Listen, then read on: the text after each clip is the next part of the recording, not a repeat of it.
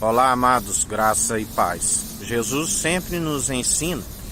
Ele é aquele que testificou a qualidade das obras, né? Através a fé aperfeiçoa, as obras aperfeiçoam a nossa fé.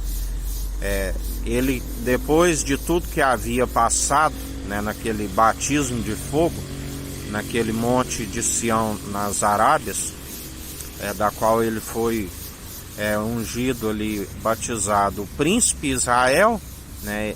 Isa vem a ser príncipe El de Deus, se tornou rei dos reis, senhor dos senhores, senhor dos exércitos, aquele que quando diziam que Herodes queria o apanhar, ele disse: avisa a raposa que por enquanto estou expulsando demônios, curando enfermos, mas dentro de 3 dias estou pronto.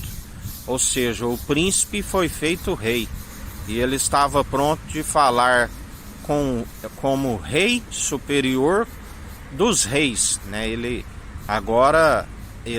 já havia os vencido, quando ali naquele batismo de fogo que ele ansiava passar, ele venceu os reis, ele venceu todos os principados, potestades, ele se tornou, né, um rei, aquele que era rei nos céus, ele se tornou rei também na terra. Ele tomou o domínio, né, da qual aquele que estava com o domínio que o homem havia perdido no jardim do Éden. Ele se tornou o rei celestial e terreno. Tudo aqui é dele, né, da qual ele exerce o direito, a equidade, segundo a sua imparcialidade. A palavra diz que a terra não seria vendida perpetuamente, né, do qual sabemos, assim como a palavra nos fala que os justos florescerão, porque ele é aquele que concede aquilo que é nosso por direito, né? Ele é aquele que despoja todos os principados, as potestades, e aquele que está segundo a sua justiça é aquele que administra em prol de muitos, porque a ambição do justo é em prol de muitos. E assim ele está a nos conceder, segundo o seu poder e autoridade que ele nos concede, aonde tudo que é ligado aqui é ligado no alto dos céus, tudo que desligarmos aqui é desligado no alto dos céus. Ele é aquele que tudo opera e executa, e não há um mísero dos cacos espalhados ao chão que possa contender. Estamos aqui como administradores para administrar segundo a capacidade que vem do Senhor. Ele nos concede os talentos a administrar não para si mesmo, mas em prol de muitos. E aquele que acaba oprimindo o pobre, ele diz: não te indignes quando vês uma província com as leis violadas, um povo oprimido. Quando não há revelação do Senhor, a palavra nos ensina que o povo se desvia, né? Se perde o temor, que é o princípio da sabedoria, aonde ele está trazendo de volta ao povo o temor. E quando ele traz o temor, o povo se apavora. Ele é aquele que diz: o que me resta é continuar a apavorar esse povo com feitos assombrosos, do qual nós temos contemplado dia após dia. Ele está trazendo o povo de volta no temor, que é o princípio da sabedoria, para que o povo que se chama pelo seu nome conheça que tem que se adorar e o louvar não só com mover de lábios, mas demonstrando pela boa atitude. A palavra nos ensina, o corpo nos dá ensinamento, seja tardio no falar e pronto para ouvir. Temos 2 ouvidos e somente uma boca. A fé vem pelo ouvir as boas novas, e as boas novas é a palavra de Cristo. O interior tem que estar puro para sair da nossa boca aquilo que é puro, né?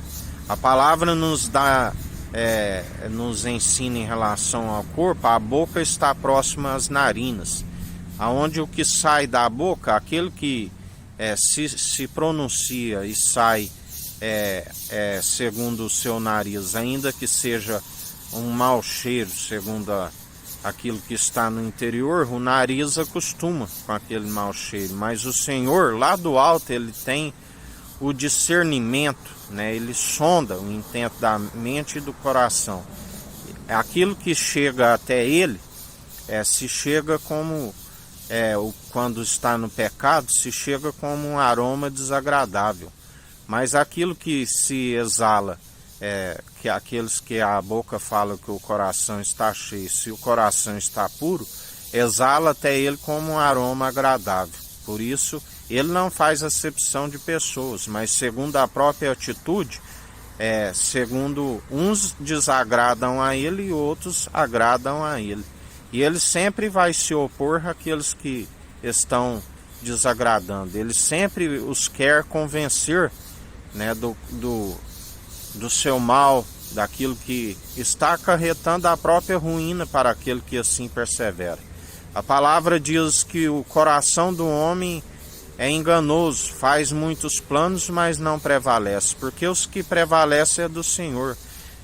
O coração é do lado esquerdo, e ainda que alguns tenham o coração do lado direito, nós devemos andar segundo o coração daquele que é do alto, e o coração dele é reto. Nós temos que andar na retidão, no espírito reto, inabalável, né? Assim como a palavra diz que a força do nosso braço direito não deve ser nossa, jamais devemos querer ser orgulhosos em dizer o meu braço conquistou isso. É Ele que nos concede. A palavra diz, do que adianta dizer amanhã vamos a tal cidade, abriremos tal negócio e faturaremos tanto. Não seria melhor dizer, se assim o Senhor me permitir? Temos que estar dependente, porque muitos fazem planos em relação ao futuro e não sabem do dia de amanhã. Ele nos ensina que um que queria, seus celeiros já estavam lotados, queria ampliar seus celeiros, e ele dizia, louco, esta noite pedirão a tua alma, o que tens, para quem serás? Muitos produzem e não aproveitam aquilo que produzem, né? E mesmo assim, ainda não divide para com os próximos, com o necessitado, não cumprindo o amor ao próximo. Nós estamos aqui em prol de muitos, não somente para si, né? Devemos suprir a necessidade daqueles que não alcançaram ainda esta sabedoria, que não tem às vezes o mesmo talento, da qual Ele concede um talento onde alguns sabem multiplicar, e nós devemos estar ajudando aqueles que ainda não desenvolveram seus talentos, né? Aqueles que perecem.